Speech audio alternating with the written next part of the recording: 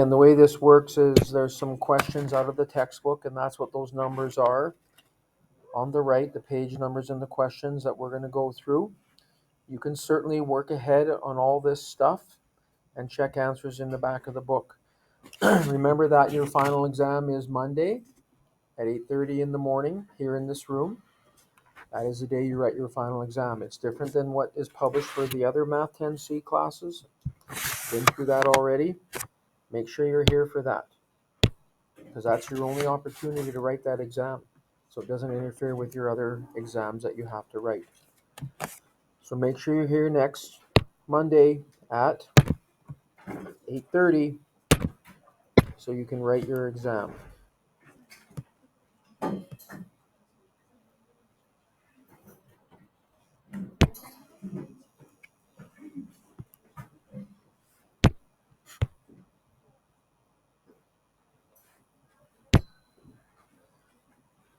I've just about got all of those late assignments marked. I should hopefully have them done by the end of today and put in Power School. Anything that wasn't handed in by last Friday goes in as 0. So you want to check that, and if you think there's something that you handed in and it doesn't show up on there, then bring it to my attention tomorrow and we'll see if we can find out what happened. Okay? So some of the things that we talked about was matching scenarios and graphs. The first scenario is the speed of a train as it arrives at a station.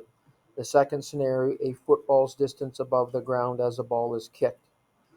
The third one, the number of unpopped kernels as a popcorn maker heats up and pops the corn. Probably the easiest one to do would be the football, right? A person kicks the football. It starts 0 meters or 0 feet above the ground. It'll go up to a maximum height. It'll be there like momentarily, and then it'll start to fall again.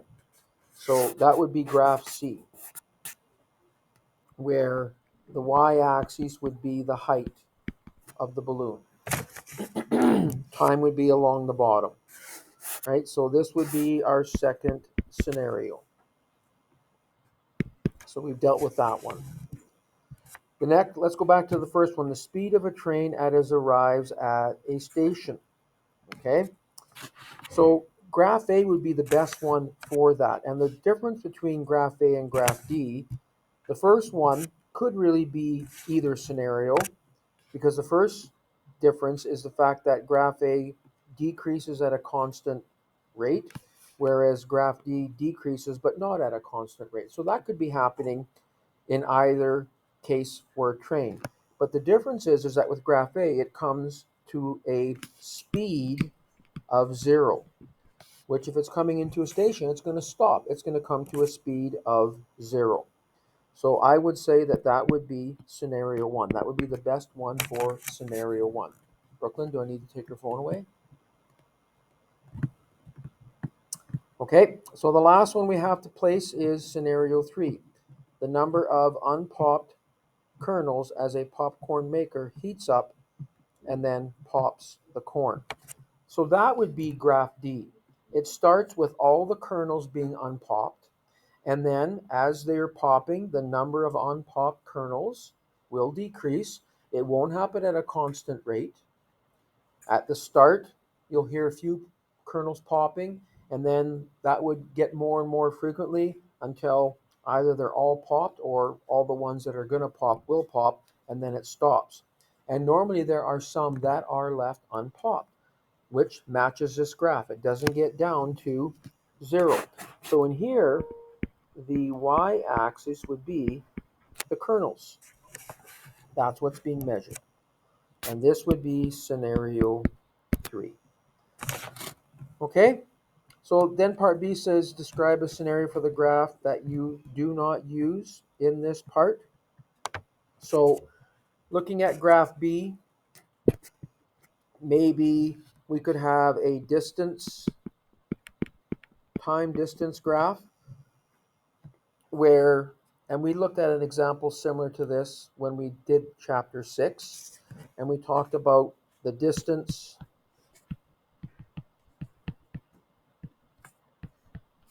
that a wakeboarder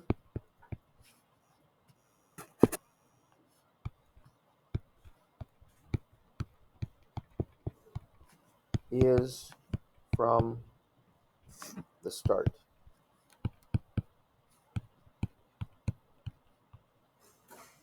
Or let's say maybe the shore. That might be a better.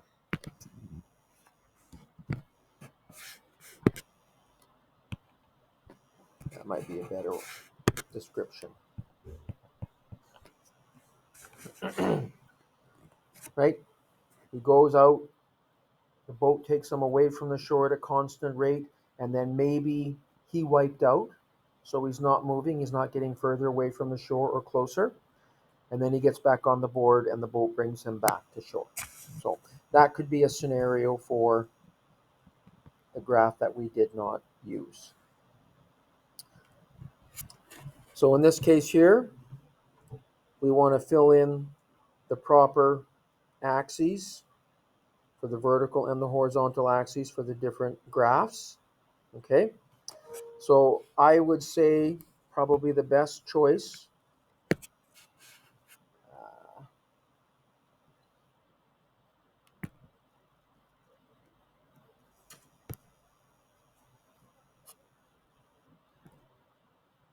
here we go. The best choice for this first graph with these scenarios, I would say that probably height of grass.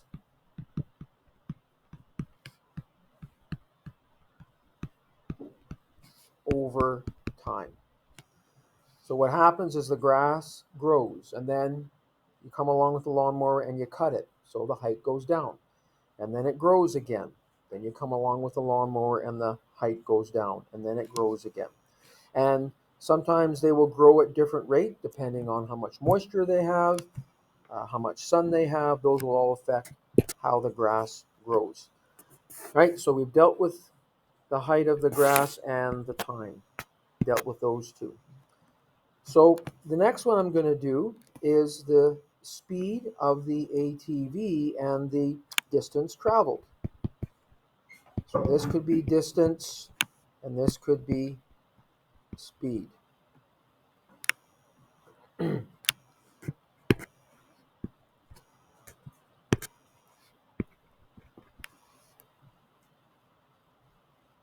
So that could be a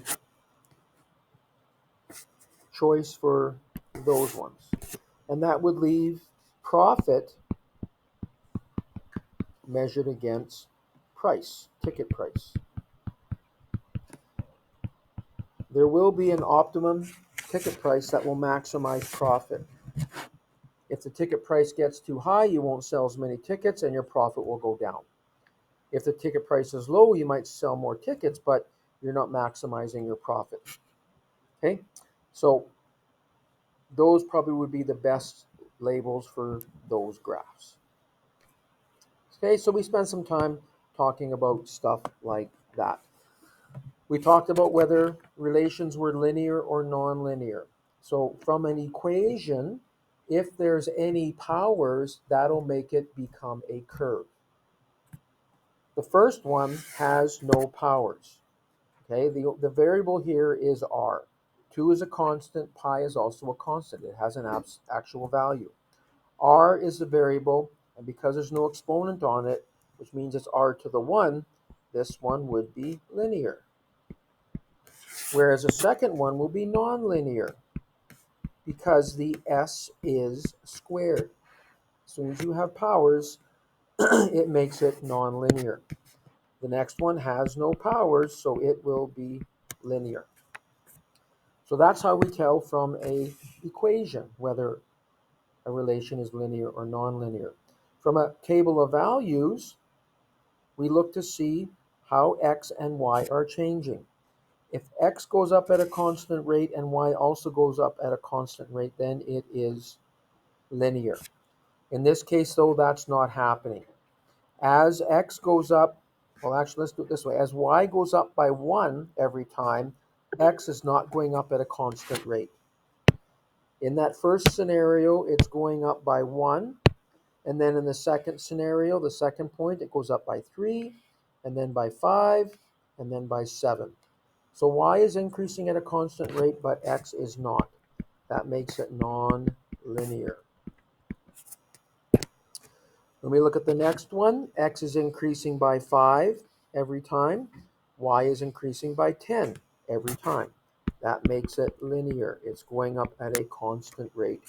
So it is linear. When you have a graph, that's probably the easiest one, along with equations, I suppose. But all these points line up, so that is a linear pattern. You don't actually have to have a line drawn to make it linear. The pattern is linear. Same with B. You actually have a line there. But for the last one, that is non-linear. It's not one continuous linear pattern. It's two linear patterns. We also talked about independent and dependent variables. The independent variable is normally the variable that's inside the equation, whereas the dependent is outside.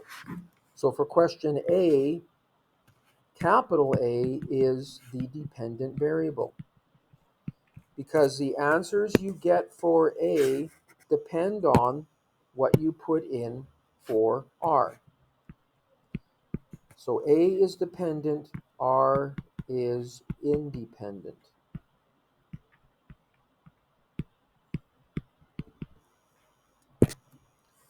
The independent variable is the one that's inside the equation. You'd start with different numbers for R, plug it in to get A.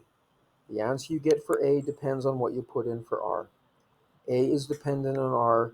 That makes A dependent, R independent. So same thing with question B. T is the variable inside the equation. You'd start with values for T, plug them in to get V. V is the dependent variable. The answers you get for V depends on what you put in for T. T is independent. If you were going to do a table of values for that equation, you'd start with values of T, different numbers for T. Okay, question C, a table of values. The first variable is the independent. So in this case here, N is independent, where A is dependent.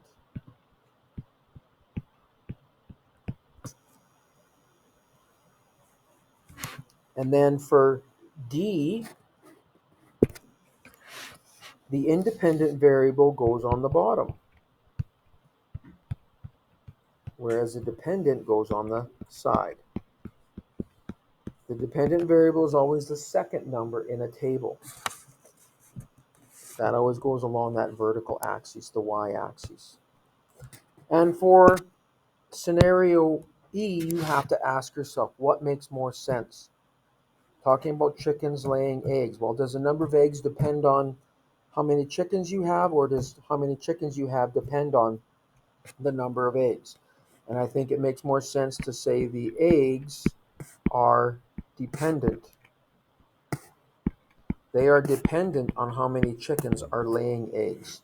So the chickens are independent.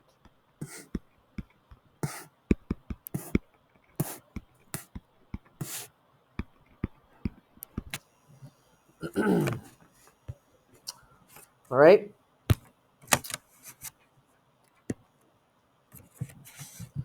Then we talked about domain and range and the different ways that we could express them. The domain is asking for the x values. It's asking if you go left, if you go right, how far. So for that first graph, as you go downwards, you're going to the left forever. And as you go upwards, you're going to the right forever.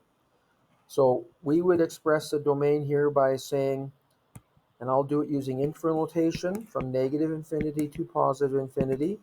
That is our domain. I should write domain first. And the range is the same. It goes downwards forever and upwards forever. So that's also from negative to positive infinity. Remember, the shape of the brackets matter.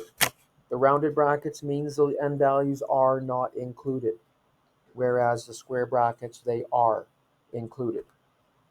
And you always go from smallest to greatest. So that's one way to express domain and range. Now, question B does not go forever.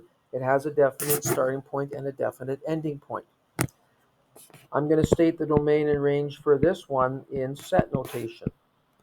So the domain will be all values of x such that you start at positive 2 and go up to positive 8. So x is greater than or equal to 2, less than or equal to 8, and x is an element of real numbers.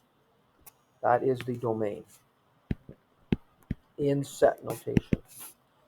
The range goes from a minimum value of 1 up to a maximum of 7.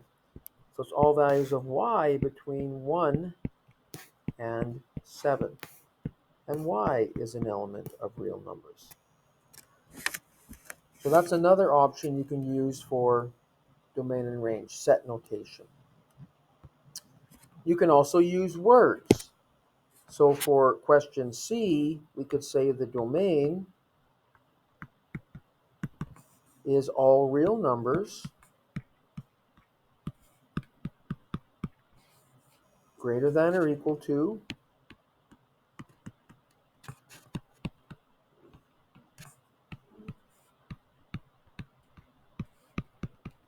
-4, and our range would be all real numbers greater than or equal to 0.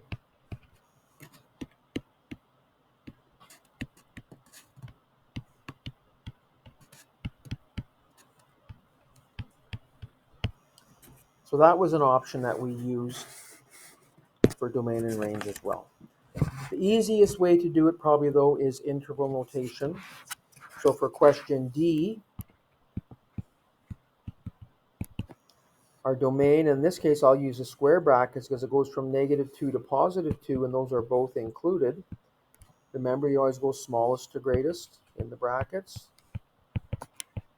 And our range goes from, and you have to look at the scale here, that would be -1, -2, -3, -4. So this will go from -5 to -1. Remember, you always go smallest to greatest. And make sure you have the right shape brackets. So if I use that same method for E,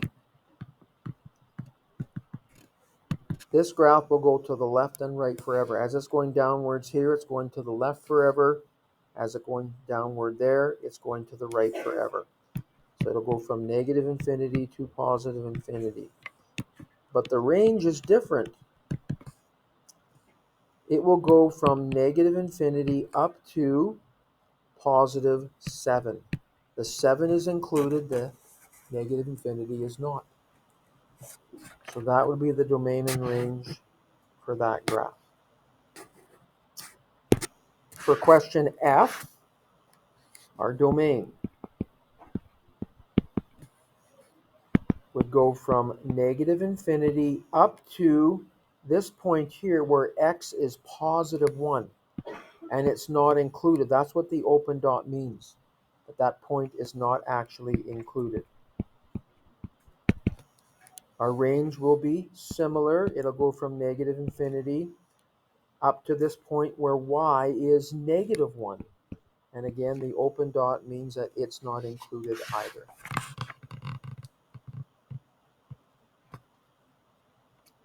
If you used set notation for this, we would say all values of x such that x is less than 1, all real numbers less than 1, and our range, all values of y such that y is less than -1. And y is an element of real numbers. So that would be the set notation for those two. Remember, set notation uses those squiggly brackets, and all those components need to be present.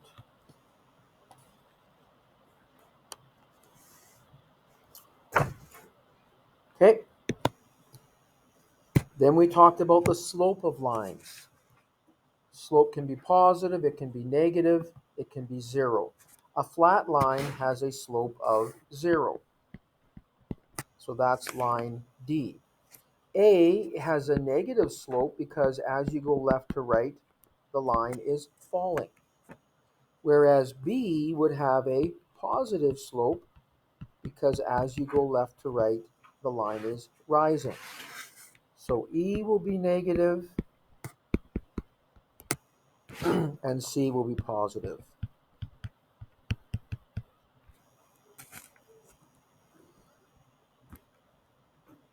Then question 2 asks us to actually find the slope. And the first way we talked about slope, it was rise over run. This first line for question A is positive because you're rising as you go left to right. So you can get the slope just by taking 2 points that you know are on the line, counting the rise and counting the run. You're going to rise, and if you look at what the scale is, in this case the scale is every line counts for 2 units. This has to be 2, so that's 4. That makes that 6, and that makes that 8. So you're going to rise 2, 4, and run 2, 4, 6. It's positive 4 over 6, rise over run, which normally we reduce those fractions, it'll be 2/3. Question B, that slope is negative. And remember, we also use the symbol M to represent slope. It's negative because you're falling as you go left to right. So if I go from this point to that point, here you're going to rise -2, -4. That's where the negative comes from. And then you're going to run +4. And -4 divided by +4 is -1.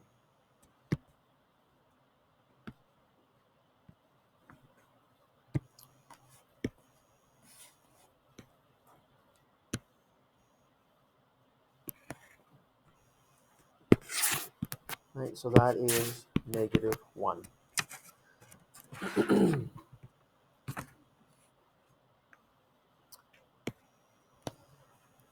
So then we said that we could use a formula, the slope formula, to find the slope between 2 points. And this is given to you on the formula sheet. M, the slope, is y2 minus y1 over x2 minus x1. That's the slope formula. So for question A, we've got the point 2, 4 and the point 9, 8. We'll label that first point as point 1. That makes that x1 and y1. Second point is point 2, x2, y2. So M, the slope, y2 is 8 minus y1, which is 4, over x2 minus x1. This gives us 4 over 7. That's the slope of that line. To go from one point to another on that line, you can rise 4 and run 7. Question B. Our 2 points are 1, 12 and 6, 12. So if I say this is point 1, which makes it x1, y1, 2, x2, y2. So y2 minus y1 here will be 12 minus 12 over 6 minus 1. Gives you 0 over 5, which is 0. This line is horizontal because the 2 points have the same y value. They're at the same height on the graph. To go from the first to the second, you go directly 5 units to the right. You don't change the height. So it's a horizontal line, which is why the slope is 0. Looking at question C. Our points are -2, -5, and 1, -7. So using, again, if we say this is x1, y1, x2, y2, y2 minus y1 over x2 minus x1. So -7, the minus will become a plus, positive, so it would be negative 7 plus 5, which is negative 2. Again, minus minus becomes a plus positive. So the slope of that line is negative 2/3. To go from one point on that graph to another, you can rise negative 2, go down 2, and run 3. Right? Question D. Actually, let's skip that and do E instead.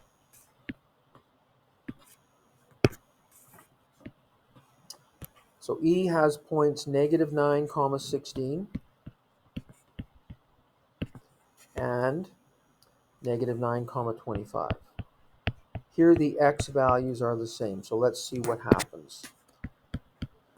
If that's x1, y1, x2, and y2, y2 minus y1 will be 25 minus 16 over x2 minus x1, which will be negative 9 minus negative 9.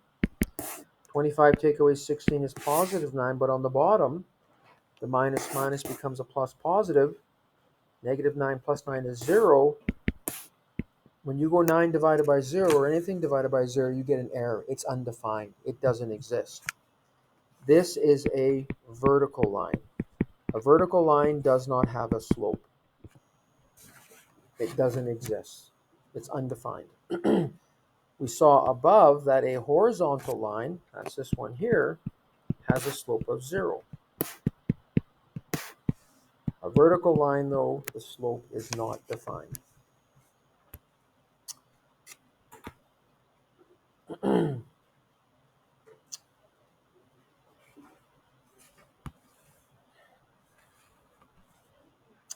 So, graph each line given a point on the line and its slope. To do this, you start with the point first. So for question A, the point is 2, 3. Start with that point. And the slope is negative 2/3. So remember, it means that either the top or the bottom is negative. It could be negative 2 over positive 3 or 2 over negative 3. You can rise negative 2 and run 3. So rise negative 2 goes down 2 and run 3. You can do it again. We could also rise positive 2 and run negative 3. Rise positive 2 and run negative 3. All those work. They all line up to give us the same line. So we can graph it. And remember, when you draw your lines, you're always going to have arrows on both ends because they continue in that direction forever. So there's graph A. Graph B starts at negative 4, negative 4, and the slope is 3/5. So negative 4 is there, and the slope is 3/5. So you can rise 3 and run 5. Rise 3 and run 5. You can also rise negative 3 and run negative 5. That works as well. All those points line up. So we can draw a line going through them.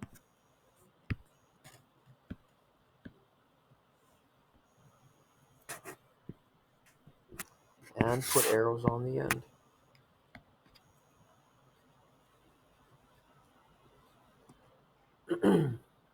Right, so that is line B.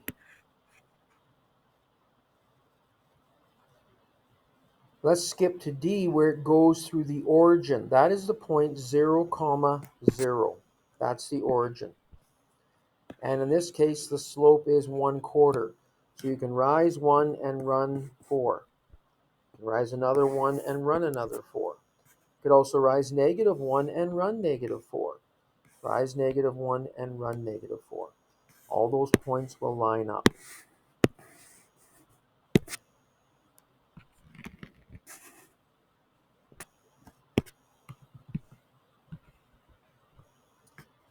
So we have arrows on the end again, and again this is graph D. E says the slope is 0, which means it is flat. You'll go from negative 1, 6, and the slope is 0, so it is a flat line. So that is graph E. The last one goes through the point 4, comma 0, and its slope is undefined, which means it is a vertical line. A vertical line has an undefined slope.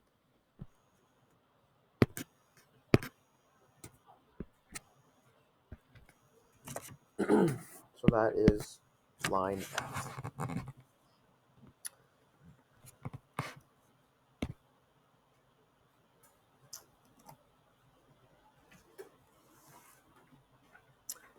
Okay, I'm going to stop there. We'll continue this tomorrow. I will hand out the review for you to work on. I have put the answers on Google Classroom so you can check your answers there.